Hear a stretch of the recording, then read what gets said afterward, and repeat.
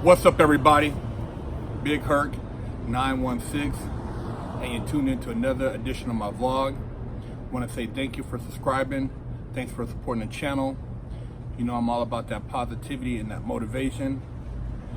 And I want to talk about one of the biggest misconceptions of being from the hood.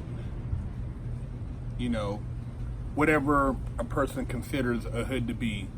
An unsafe environment where violence is the norm. Gotta lock your doors during the day. Maybe there's been shootings and muggings and things of that nature, so it's considered a hood. Maybe there's an excessive police influence in the area. There's helicopters on the regular. Maybe you consider that the hood. Maybe that's the hood.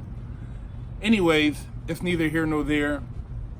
The hood is something that's been marketed to appease a certain demographic, to influence a culture, to create more bed space in penitentiaries. And a lot of people bought into it. But the biggest misconception is that if you grew up in the hood, you act a certain way. There's a lot of people I know that have grown up in the hood and went through some serious hardships, and you would never know that this person is from the hood. These individuals are capable of extreme violence if necessary. They talk very articulate, they're well-mannered, they're cordial, they dress very classy. They're not what you would consider your hood type niggas, but they're very intelligent, and they can basically infiltrate any part of society, the corporate world, the entertainment world, you know, you name it. And that's the thing that a lot of people get the game twisted on, is that they associate fashion with hood. You got it backwards. They associate with conversation, articulation with hood. You got it backwards. See, hood is having the background of having grown up in adversity, maybe economic challenges, maybe physical challenges, maybe household challenges, one parent, maybe no parents, being raised by your grandparents, death in the family, but you overcome that and you go on to achieve greatness. And when you know where you come from, you don't have to try to put on a facade so people know that. The people that know will know because of your demeanor. You know, I've ran across a lot of dudes in the pen that wear their pants up tight, that aren't really talking a lot of, you know, a lot of cap. And these dudes, when you find out about them, cold gangsters, cold gangsters, man. You would have never known they were running a whole city, you know, getting 6 figures or more a week. But these guys, they have a library of books, of knowledge that'll blow your mind. They're well-spoken, clean-shaven, and just about their business. So when you come from the hood, you don't necessarily have to look what they put out there as far as appearance to look hood. See, they got a lot of clowns out there right now, especially in you know, the music industry, that wants you to think that that's hood. No, that's going to jail. That's setting yourself up for the penitentiary. That's telling on yourself before you did anything. See, the real gangsters, the real gangsters, hey man, they got on suits. You know, they're wearing Brioni suits, man. You know, Bijan suits. You know, they moving in circles, man. You don't even see these cats. They riding in the back seat of cars being driven somewhere. They calling shots.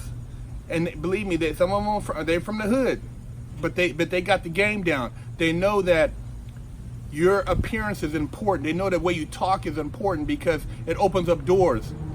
You know, I remember my grandfather telling me a story in the military, and he talked to one of the people at another base where he was moving his family to over the phone about housing.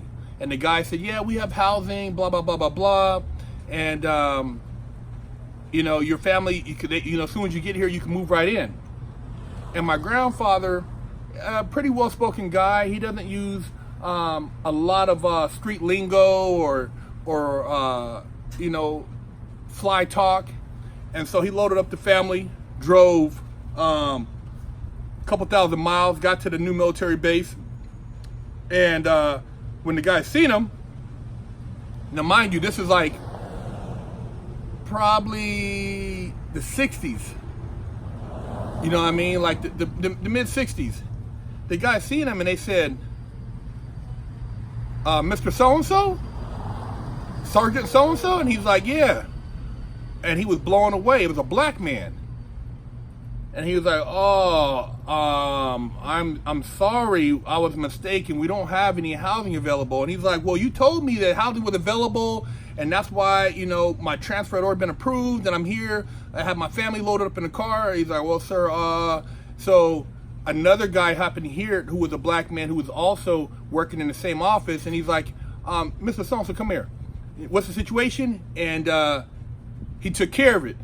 And then he checked the other cat. It was a white cat. He checked him, right? And my grandpa never really talked about growing up, but grew up what would be considered a hood back in the, you know, what was it? Probably the 30s and 40s, the 40s, you know, 40s and 50s.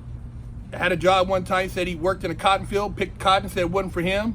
Was raised by his grandmother. Never really had a mom or dad. You know, pops had multiple families. So he grew up in the streets hustling.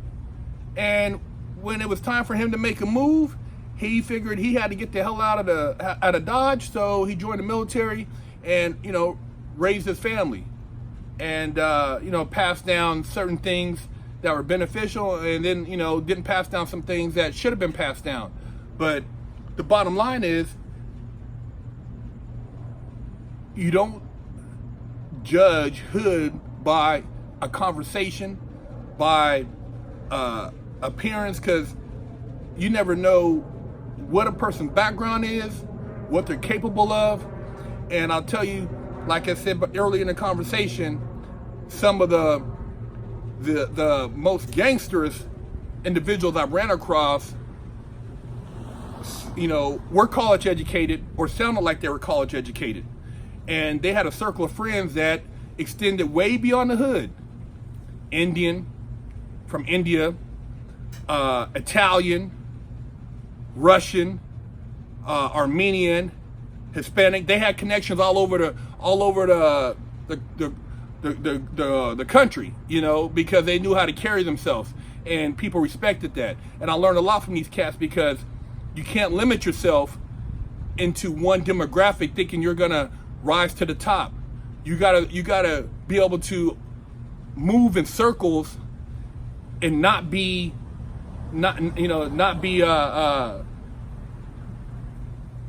not be a standout, somebody that's, not able to close certain deals or be trusted. So,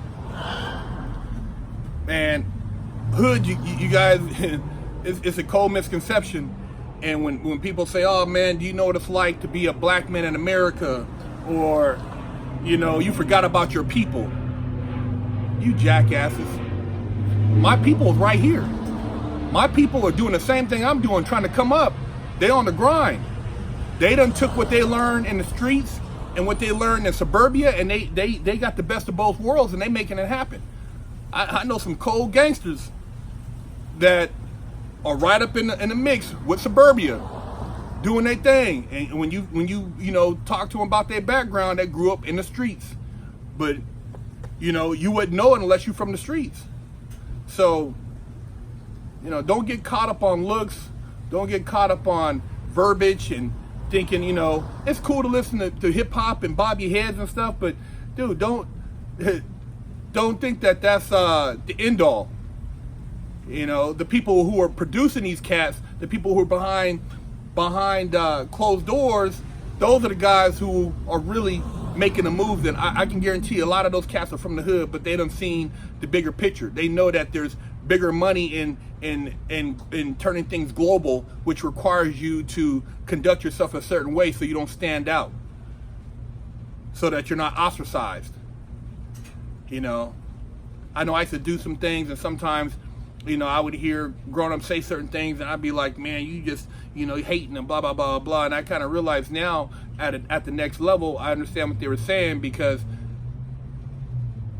people they're going to judge you. And, why close the door before it's open? I remember a guy said one time, I went to a meeting, and, he had heard about my channel on YouTube, Fresh Out, and a little bit about my background. I kind of started explaining to, talking to him a little bit about the channel. He's like, what'd you get locked up for?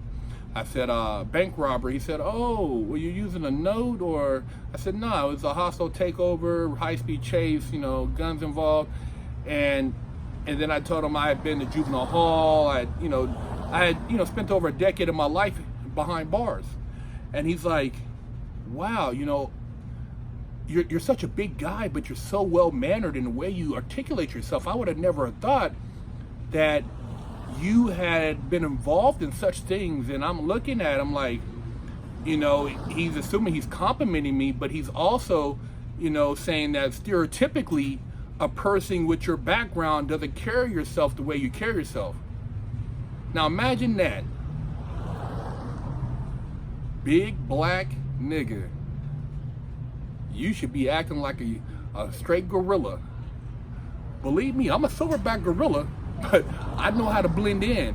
And I've been around big money, and I know what it takes to get the big money. So I'm not going to shoot myself in the foot before I walk into a door. I'm going to make sure I give myself all the opportunity. And that's why I lace you guys up, so you can see the game is bigger than that. Don't put yourself in a position where you can't make a move before the move is made.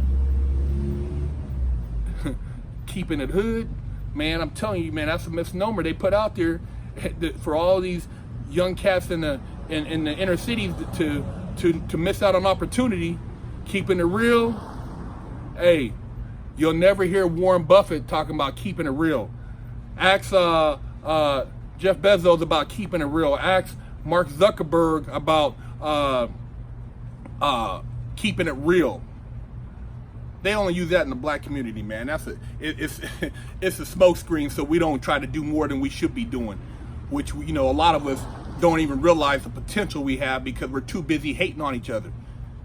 You guys got to wake up, man. Stop hating, man. Stop, picking on the dude who don't look like you because he's walking around trying to learn something or do something with himself, man. Stop hating on the dude who's talking intelligently, who's trying to better himself, man. Congratulate that man, uplift that man, ask that man for help. Maybe he can turn you on to something that's gonna elevate your game, man.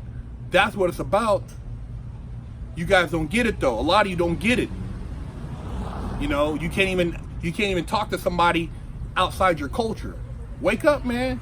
I'm trying to tell you, man, wake up, get the game, man. The game is bigger. It's bigger than the block. It's bigger than a city. It's bigger than a state. It's global.